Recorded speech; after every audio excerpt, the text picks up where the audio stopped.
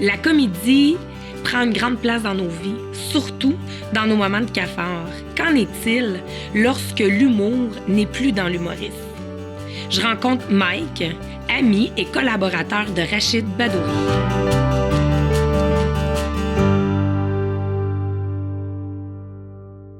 Bonjour Mike. Salut.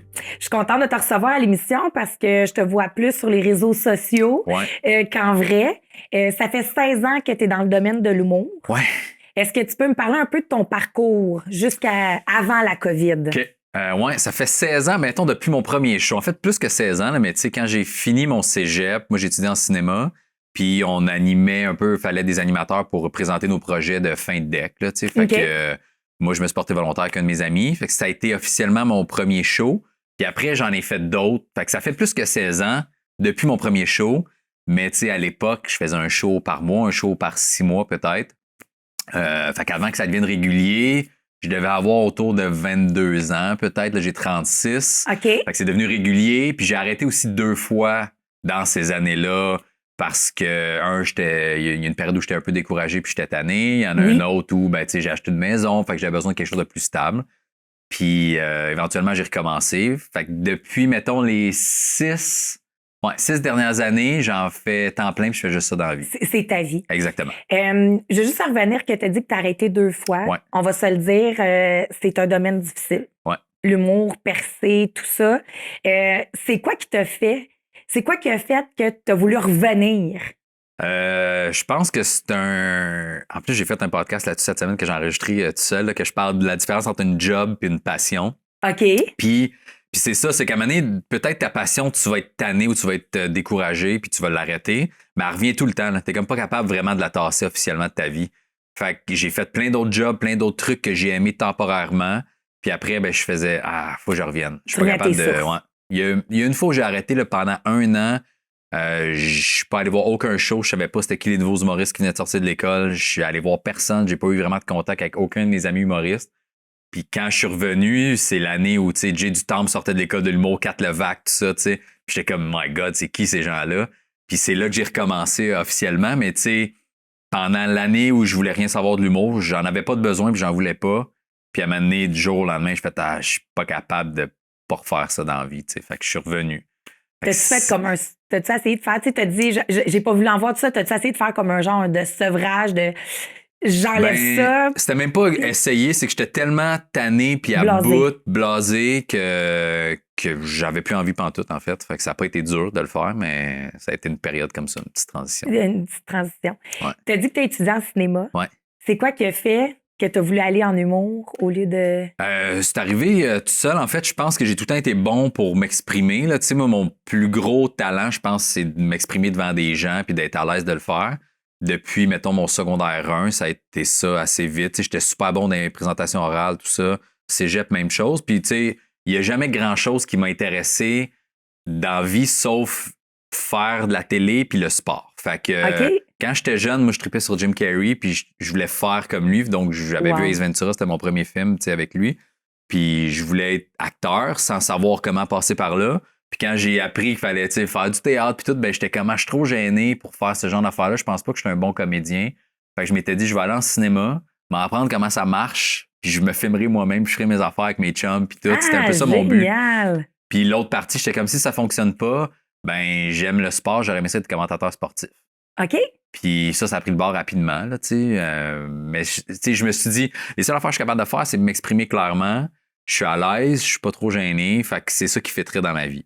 Là, quand j'ai fini le cégep puis qu'on a présenté nos trucs au reste de la classe puis des collègues du cégep puis de ses familles, amis, tout ça, j'ai fait peut-être que finalement, l'humour, ça serait bien parce que je faisais rire sans nécessairement le vouloir. Là, j'avais écrit des présentations avec des petits gags. Ça marchait bien. J'ai fait, je vais essayer ça, voir. Puis c'est là que ça a débloqué. Ça n'a jamais arrêté, exact. Tu dis que depuis 6 ans, tu vis vraiment de ça. Est-ce que tu peux me dire, ça ressemble à quoi, ton horaire type, là? Quand tu as des shows, tout ça, est-ce que tu fais... Comment tu fais ta création? C'est-tu échelonné? Moi, je suis très... tu sais, je parle à l'école de l'humour, là, fait que je l'ai appris sur le tas tranquillement. Puis ma façon d'écriture, c'est... je fais beaucoup de l'anecdote aussi, là. Oui. Fait que la majorité de mes numéros, c'est des trucs que j'ai vécu pour vrai. Fait que, tu sais, quand tu checkes mon show, puis tu viens me dire, c'est-tu vrai? Ben, 90% c'est vrai.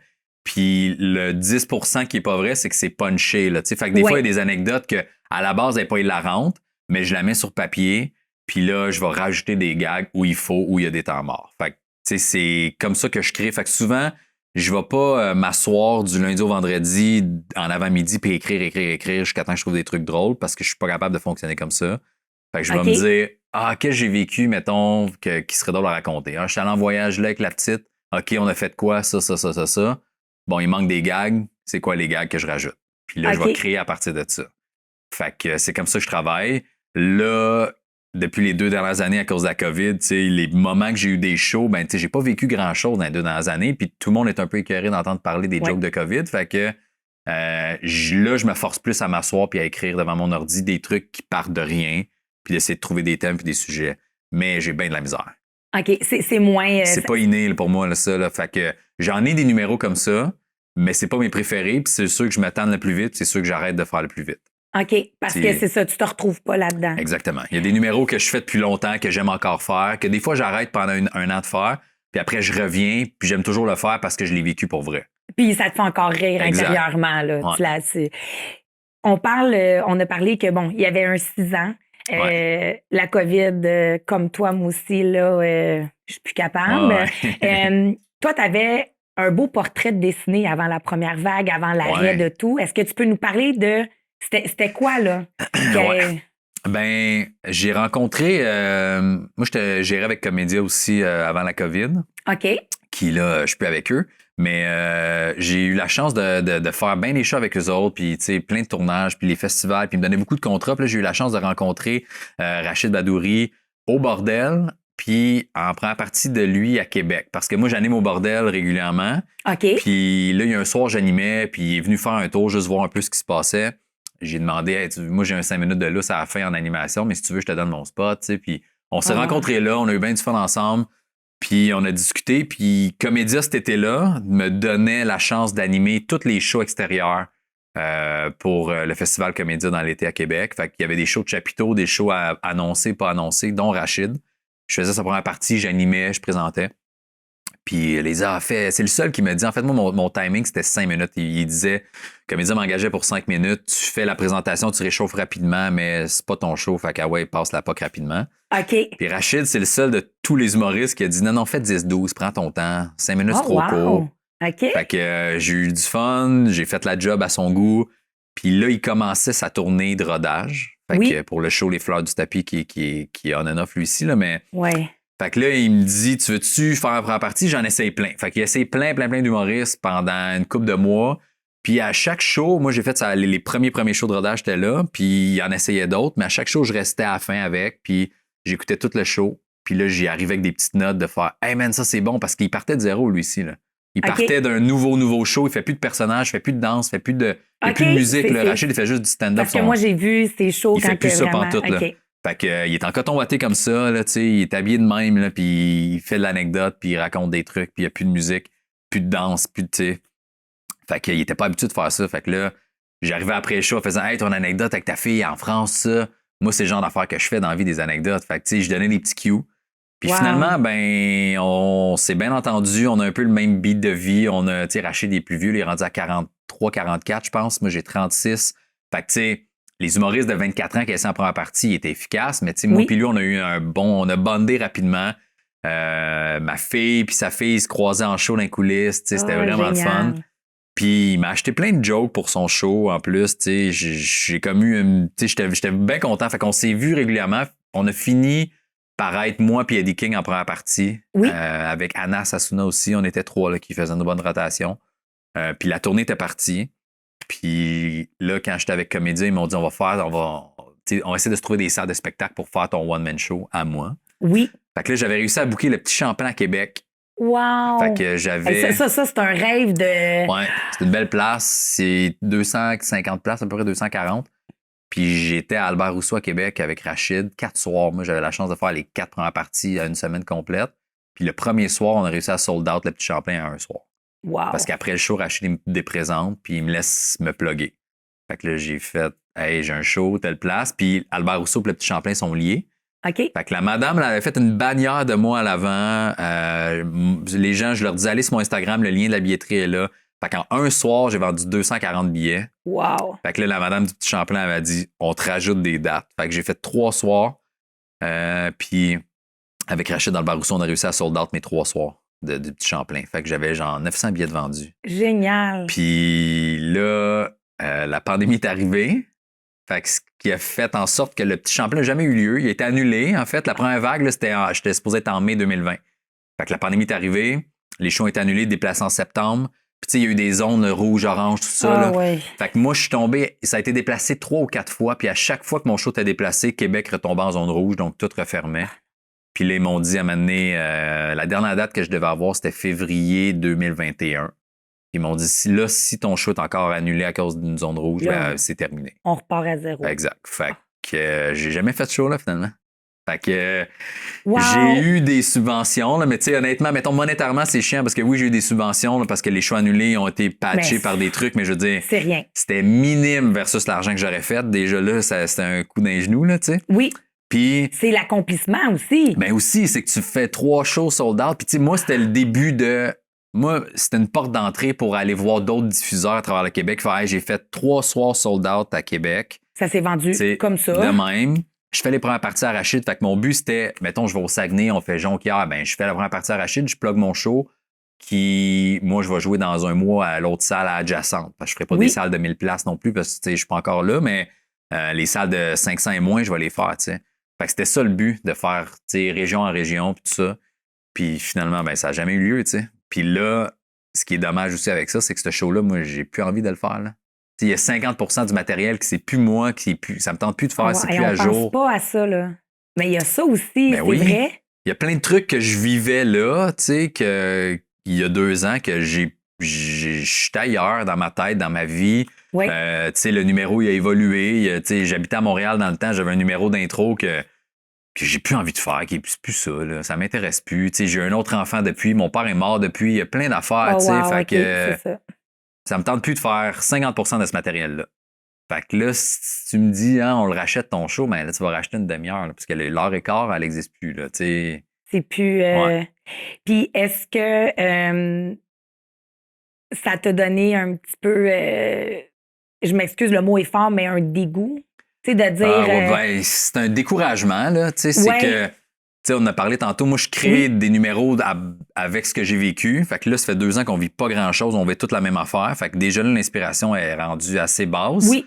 Les 4 déplacements qui ont jamais lieu, que le show a jamais lieu, là, à un moment donné, tu fais, mais ça arrivera jamais. Oui. Fait que, tu sais, c'est ça. Fait que le côté créatif, il commence à perdre un peu là, de son potentiel d'écriture. Puis là, après, le côté de faire de la scène, j'aime ça en refaire, puis j'ai hâte d'en refaire, mais tu sais, mon show me tente plus de le faire. Fait que là, moi, quand les moments où on a pu refaire des spectacles depuis les 2 dernières années, je suis à l'aise à faire une demi-heure. Une demi-heure, j'ai bien du fun. OK. Plus que ça, j'ai moins de fun. Fait que ça te redonne de l'énergie puis de la vibe là, pour dire, OK, est-ce que malgré tous ces arrêts-là, Rachid, lui aussi, il y a des spectacles qui ont été reportés encore, tout ça. Ça va être, est-ce que ça reste que tu vas toujours quand même faire ces premières parties? Oui, on est encore en mot pied dit, on est encore là. Parce que pendant la pandémie, dans le fond, là, quand on a pu refaire des shows, c'était pas son show officiel qu'il faisait. Okay. Ils ont, la boîte de prod, ils ont décidé d'appeler ça Rachid et sa bande. Okay? Fait que c'était Rachid qui faisait la moitié de son vrai show, faisait juste 40 minutes.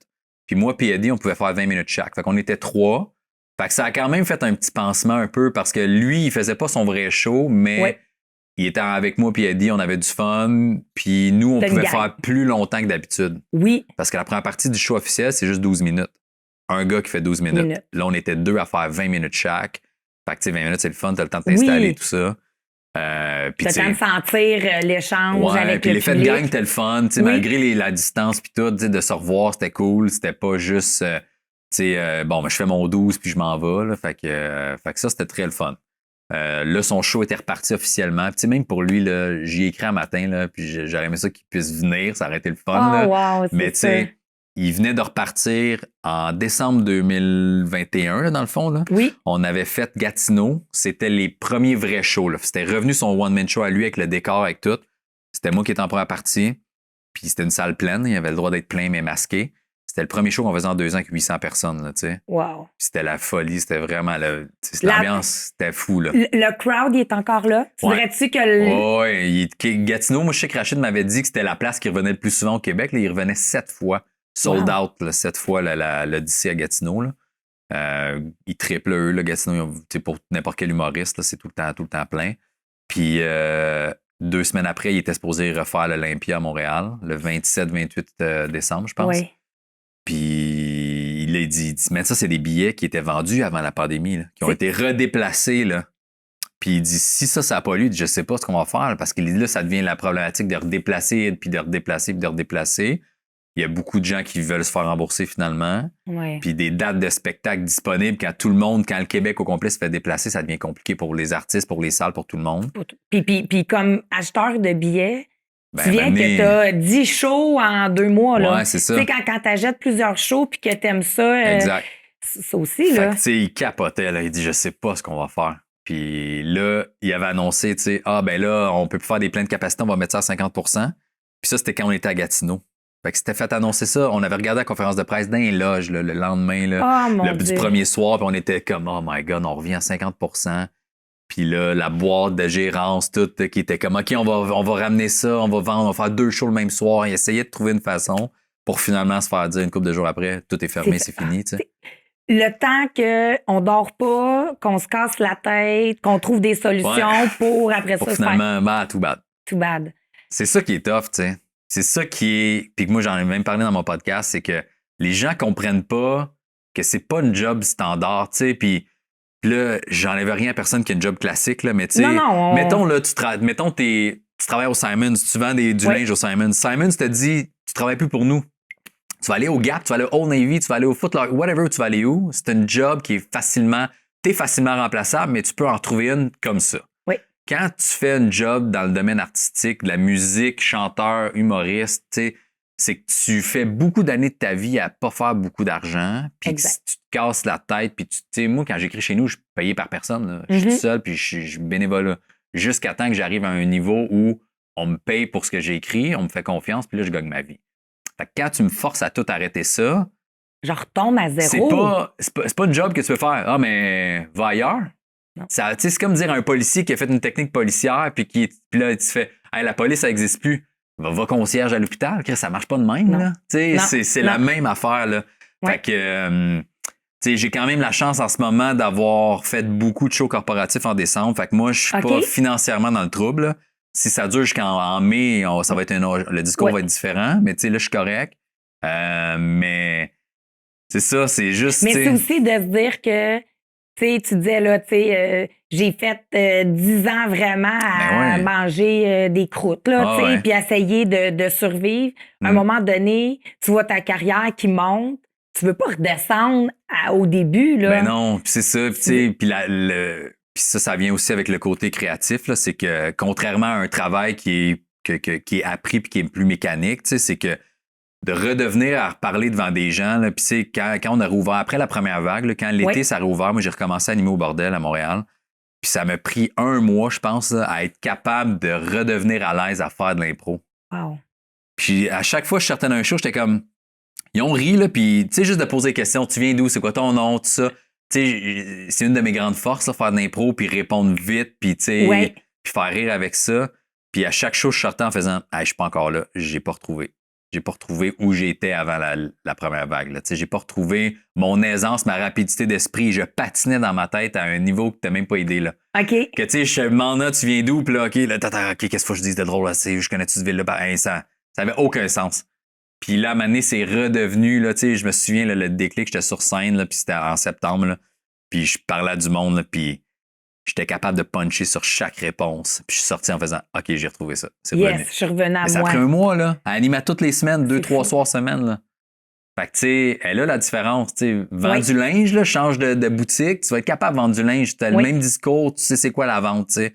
Mais l'humour, puis la rapidité d'esprit, puis le timing, ça se perd pour vrai. Fait que moins tu le pratiques, plus c'est long avant qu'il revienne. Fait Puis à quoi j'avais jamais pensé, c'est que ton show que tu as monté puis que tu as vendu 2 ans après, c'est plus la même chose. Non, c'est ça. Fait que ce temps de création-là, il est d'invidence. Ouais. C'est fâchant là-dessus. Ouais. Je veux revenir un peu à ta collaboration avec Rachid, tout ça, que vous êtes d'un œil extérieur. Moi, j'aime beaucoup Rachid comme humoriste puis tout ça, mais je pensais pas qu'il était aussi ouvert d'avoir des partenaires. Je pensais, puis c'est pas dirigé vers Rachid, je pensais que le milieu de humoristique, je pensais qu'il y avait comme un peu de jalousie puis moins de collaboration, je te dirais. Je pense que c'était de même avant. Ah, OK. Je pense que c'était comme ça avant, puis même Rachid m'en avait parlé. Tu sais, son nouveau show, il en parle comment il se décrit comme un trou de cul, là, comment c'est un ancien trou de cul. Là. Puis c'est qu'il dit, moi, quand il a fait des shows, il a tellement grandi vite, monté vite en humour, qu'il a eu la tête enflée assez rapidement. Okay. Puis il se disait, j'ai pas besoin de personne, c'est moi la vedette. Tu sais, vous allez être à mes pieds, puis ça finit là. Fait qu'il dit, j'avais aussi peur d'avoir une première partie qui rentre fort pour me faire voler la vedette. OK. Puis il dit, aujourd'hui, je reviendrai pas en arrière de plus avoir de première partie parce qu'il dit, tu rentres tellement, tu sais, moi ou Eddie, on rentre tellement fort en première partie que il dit, ma job est encore plus facile parce que les 10 premières minutes où je devais réchauffer mon public, il dit, c'est toi qui le fais. Exact. Puis moi, l'avantage que j'ai en tant que première partie, c'est qu'ils savent pas je suis qui, là. Fait qu'ils sont comme, on sait pas c'est qui, puis souvent, puis je le sais, souvent le public est comme, on verra, je le connais pas, tu sais, ils s'attendent à rien. Puis quand t'es surprends, puis que tu pètes là, tout, puis tes faits sont comme, oh my God. Fait que l'effet est deux fois plus grand pour eux.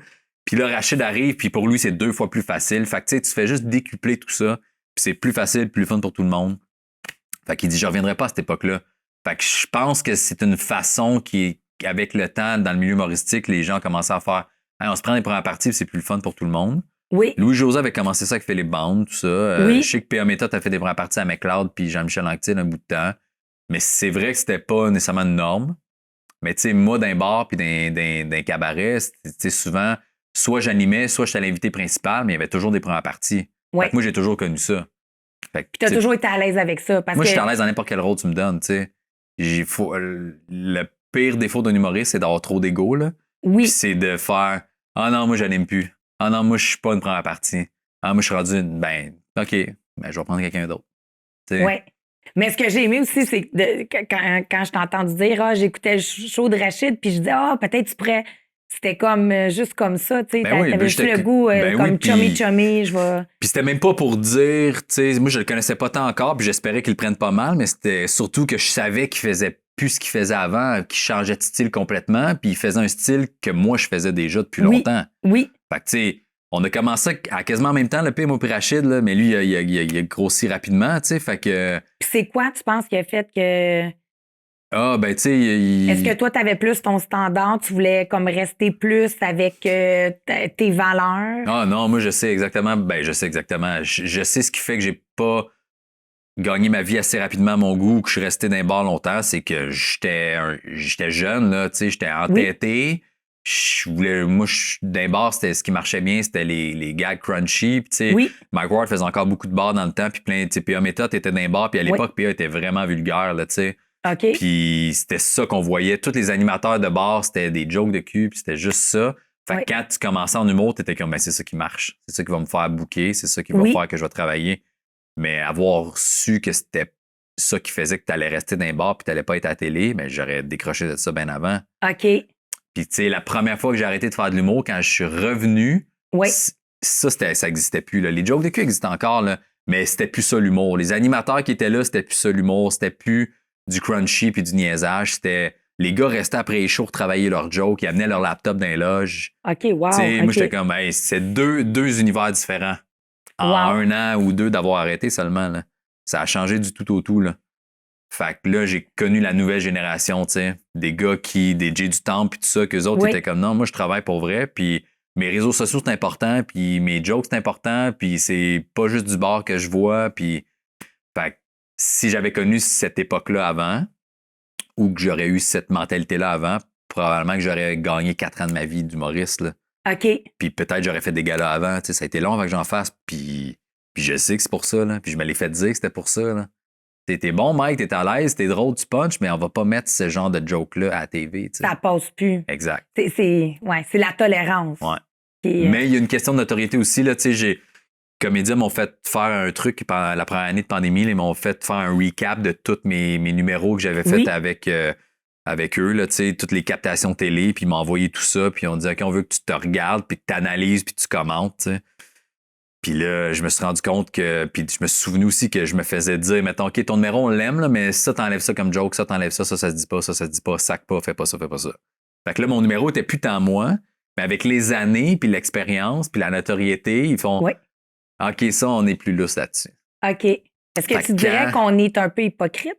Ben, c'est pas hypocrite, mais c'est qu'ils font comme, tu sais, fais tes preuves, puis vu qu'on te connaît pas encore, c'est pas vrai qu'on va prendre le risque de mettre un gag déplacé à la TV. Mais après, même si je suis pas connu du grand public, pour eux ou pour n'importe quel média télé, là, c'est facile de défendre la joke déplacée que j'ai faite. Ils font comme, garde, Mike, ça fait 10 ans qu'il en fait des captations télé. Les premières parties arrachées dans des salles de spectacle devaient être des enfants de 8 ans, mais des personnes âgées de 90. Là. Fait que si ça passe, ben ça passe partout. Fait que, tu sais, il est là le ratio un peu. Là, fait qu'au début de carrière, c'est normal qu'ils fassent « on te fait pas confiance, t'auras pas le droit de dire ça. » Attends un peu. Mais après, ils font comme « OK, c'est pas grave. » Puis en terminant, qu'est-ce que je pourrais te souhaiter pour l'année qui s'en vient? Là? Ben, qu'on recommence que tout rouvre, là, qu'on puisse refaire de la scène.